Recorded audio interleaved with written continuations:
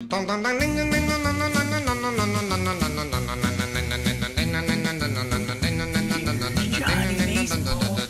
and welcome back to another funkadelic episode of Johnny Baseball. Today's episode is brought to you by Paul Konerko.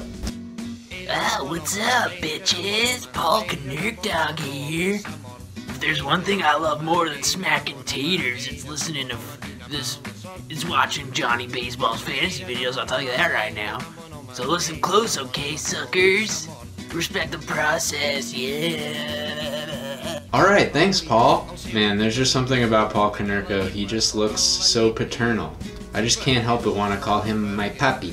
So today's episode is about the Chicago White Sox. This just in, the White Sox have traded their name for two top prospects and will be known as the Chicago to be announced this year.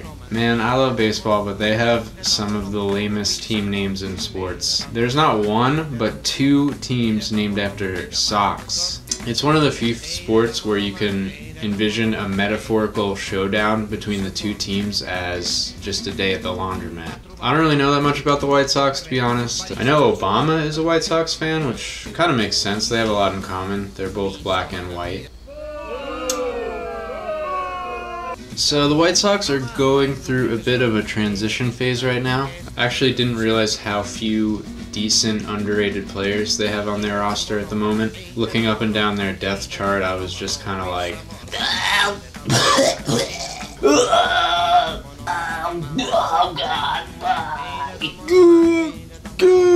but here it goes anyway. Let's try to find three guys that are being undervalued this year that are going to help your fantasy team. So first off, we're going to do Carlos Rodon, or as I like to call him, Bizarro Matt Harvey. Because he's left-handed, he plays in the AL, and he looks kind of like a version of Matt Harvey if Matt Harvey didn't look hungover all the time. Now for this pick to work out, you're gonna have to bet on him having a big breakout because he's already being drafted above guys like Samardzija and Sonny Gray, which I think is kind of crazy. The good news is that there is hope that he'll break out. The big issue for him in 2015 was control, and in 2016 he managed to walk less batters and strike out more batters and bring his strikeout to walk ratio above 3, which is really good. One of the problems though is he started giving up way more home runs as a result, which makes sense. The more pitches you throw over the plate, the higher the chance you have of people hitting them out. So the question now, entering 2017, is he managed to address his control issues. Can he further refine his command and cut down on those home runs in a way that will let him advance to that next level as a pitcher? He definitely has the stuff. He averages 93.6 miles per hour with his fastball, and even touches almost 100 at his max velocity, which as a lefty is insane. So the fastball is definitely there. The slider is well above average as well, having generated 18.8% whiffs last year. Unfortunately, he doesn't have great ground ball percentages on his pitches, so he's still a bit of a work in progress. He had a changeup, which he used a little bit more last year, but it's not a very good pitch. I think the key for him is either going to be to refine his command even further or to develop a third pitch that's average to above average. My prediction for him is pretty conservative, 3.75 ERA, 1.28 whip, and I think he could strike out 9 batters per 9. But don't draft him for those numbers because like I said, he is going fairly high at the moment. Draft him only if you believe that he is going to be capable of taking that next step and becoming fantasy ace. Alright, next up is Yoan Moncada. Joan? Is it Joan? I don't know, I don't want to insult the man. How is this pronounced? Joan? Is it Joan? So Moncada is a guy that I thought would have a much higher ADP than he currently does. He's currently going after guys like Benzo Brist, Ryan Healy, Ender Enciarte, and Hernan Perez. And I know the guy's scheduled to begin the year in AAA, but when I look at the White Sox depth chart, I see that their DH right now is Matt Davidson.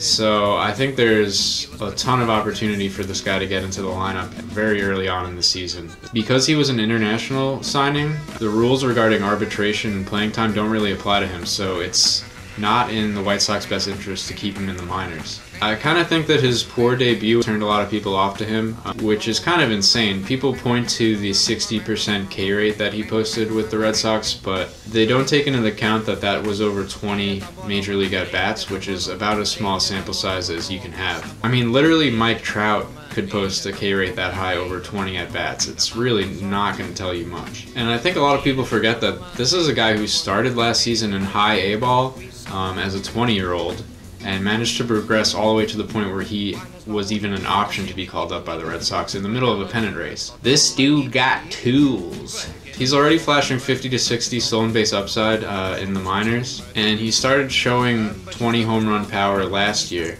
And again, he's only 21 and his body and frame are still filling out, so I think there's a lot more power in there. I'm not gonna go there, okay? I'm not actually gonna say it. I won't say it. I won't say he has a Mike Trout profile. I won't do it. I refuse. But yeah, guys with this much speed and power potential do not come along very often. And I'm not ignoring the K rate. It definitely is a concern because the rates were high in the minors so far. But he's also shown an advanced walk rate and really good plate discipline. And he has the speed to turn some ground balls into base hits, which means BABIP is on his side. Bless me, BABIP. Protect my average. I honestly think this guy gets a really early call up this year, and I think he shows signs of turning into a monster. I'm calling for 400 at-bats, 250, 340, 450 slash, and I'll say 10 home runs and 20 stolen bases with potential for much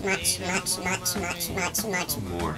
I can't lie, I almost went Charlie Tilson for this last spot, but that's not exciting. Charlie Tilson's not gonna win you any legs, so I'm gonna go with Lucas Giolito, baby. My favorite flavor of gelato is Lucas. So Giolito's another guy, like Moncada, who has the skills to pay the bills, and who also had their reputation tarnished a bit by a brief but bad Major League debut. Here's what he did in 2016 with the Nats. Obviously not good at all, but it took place over 21.1 innings, which again is not enough of a sample size to make any kind of declarations about their talent. And we're talking about a guy who was a top prospect for the last 4 years and was the top pitching prospect in baseball entering last year. And look at this guy's minor league resume. I mean, there's really nothing to have any qualms with. His control could be a little better, but he limits hits, he limits home runs, he strikes guys out. It's a good profile. If you ignore his major league stint, these were his numbers in the minors last year, so it wasn't an entire year of lost stats for this guy. He still dominated in the minor leagues as a 21-year-old. So really, people are abandoning ship on this guy over 21 poor innings at the major league level. He's got a big fastball, and he's got a curve to go with it, so that's a really nice pairing. Gives guys a couple different looks. I think maybe a more hands-off approach by the White Sox coaching staff is going to do wonders for this guy. And when you look at the White Sox pitching depth chart, you see names like Miguel Gonzalez, James Shields, and Derek Holland. So that bodes very well for Giolito getting an early call-up. If any of those guys either don't perform, which likely 1, 2, or all 3 of them are going to, or somebody, God forbid, gets hurt, God forbid. And if things break right, he's another guy I think has a shot at breaking camp with the team, even though they say he's going to start the year in the minors. I'll project him for 140 innings, about a 3.6 ERA, 1.22 whip, let's say 8 Ks per 9. But again, the upside is there for much more, and he's a guy who's going late in a lot of drafts and even going undrafted, so this is a guy with the upside of an ace that you can get for really cheap. Alright, that's it for my White Sox episode. You got anything to add, Paulie? Oh, before I go, just wanted to plug one thing. I am doing a bit of a baseball blog. You can find it at www.seamball.com. I named it that because I feel like a baseball would more appropriately be called a seam ball. I mean, the ball doesn't have bases on it. So yeah, check it out. Because these videos take me several hours to put together and edit, during the actual baseball season I am going to be putting a lot of content, a lot of writing on there. Probably going to be doing daily breakdowns of the news and performances from the night before. Probably going to be doing some analysis. So thanks again for tuning in. Love you guys, honestly. Like, I can't believe that I have even more than 10 people watching these videos every day, so I really appreciate it. And catch you next time. Jonny out! Whoa!